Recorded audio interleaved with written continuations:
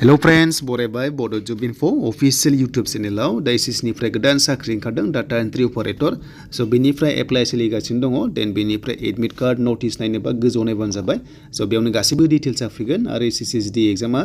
नोंथांमोननिया जानुवारि 10 निफ्राय जागोन नालाय डिसेम्बर लास्ट उइकआव नोंथांमोना एडमिट कार्ड मोननाय जागोन स' बे combine higher secondary level examination 2022 गोदान साख्रि ओंखारबावबाय जेराव पस्टआ मोजाङैनो दङ दा लोगोफोर बेयाव सोर खालामनो हायो जों बेनिफ्राय गासैबो डिटेल्सखौ नायगोन दा एप्लाइ सोलिगासिनो दङ आरो लास्ट डेटआ बेनिया जानुवारि 4 सिम थागोन आरो एग्जामा फेब्रुवारि मार्चआव जागोन स्टेज 1 आरो स्टेज 2 दङ स' मोननै टाइपनि एग्जाम जायो आरो बेयाव रानिं जेबो गैया स' बेयाव पास जानाय लोगो एग्जामाव स' नोंथांमोना मेडिकेल टेस्ट जानानै साख्रिखौहाय मोननाय जागोन दा बिदिब्ला बे पस्टआ बेसेबां दंमारो जों नायनोसै फैदो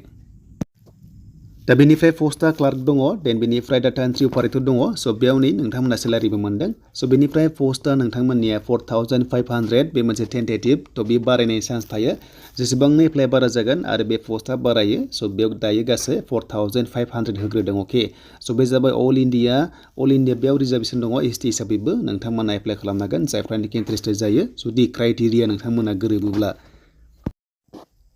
स' दानिया बैसोआ नोंथांमोना मिनिमाम 18 इयार्स बेनिफ्राय नर्मेला 27 इयार्स बेनि जाबाय जेनेरेल हिसाबै देन बेनिफ्राय ST बा स' नोंथांमोना 32 इयार्ससिम बेयाव इलिजिबल जागोन मानोना जोंहा 5 इयार्स बारा मोनो नालाय स' बेखायनो 18 निफ्राय 32 इयार्ससिम STफ्रा बे पस्टआव इलिजिबल जागोन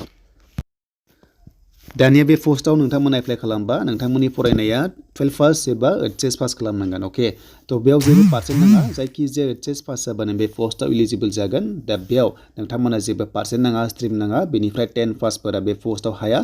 दा बेयाव अनलि HS पासनिफ्राय इलिजिबल जागोन खालि HS पासनि डकुमेन्ट्सखौ बेयाव नायनाय जागोन दा बेनिफ्राय लोगोफोर एग्जामा स्टेज 1 एन्ड स्टेज 2 दङ स' बेनिफ्राय एप्लाइ सोलिगासिनो दङ बेनिफ्राय फट'ग्राफखौ नोंथांमोना लेटेस्टखौ होनांगौ होनना बेयाव बिनाय नुनो मोन्दों जायखिजाया 3 मान्थस अल्डनि बारा जानो मोना स' नोंथांमोना डेट अफ प्रिन्ट होयोब्ला मोजां बाट नोंथांमोना बेयाव कम्पालसरि लिरनाय मोनथ्राखै अब्लाबो नोंथांमोना होयोब्लाबो जेबो नङा होआब्लाबो जेबो नङा जास्ट फट'आ गोदान जानांगौ होनना बुंदों अके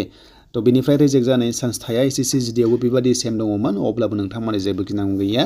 दा जायखिजाया फट'खौ लेटेस्टखौ बिनाय जादों आरो बिनि लास्ट डेटआ जानुवारि 4 सिम थागोन आरो एग्जामा नोंथांमोना फेब्रुवारियाव जागोन स' बेनि सोमोन्दै लोगोफोर SSC combined higher secondary level examination 2022 नि रिफ्लेक्सन फिस नाङा बेयाव STफोरा देन बेनिफ्राय स्टेज 1 एन्ड स्टेज 2 एग्जाम दङ एग्जाम सेन्टारा SSC GDजों सेम प्रसेस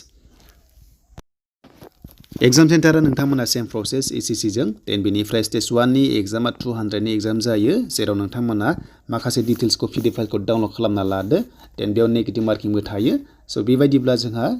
सिलेबासखौ नायोब्ला इंलिश मोनदों इन्टेलिजेन्स बेनिफ्राय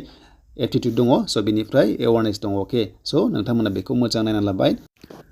स' एग्जामा लोगोफोर नोंथांमोना अनलि 1 घन्टा टाइम मोनदों 60 मिनिट्सआव अनलाइन एग्जाम नोंथांमोना होनांगोन दा बेनि सोमोन्दै लोगोफोर SSC नि माखासे आपडेट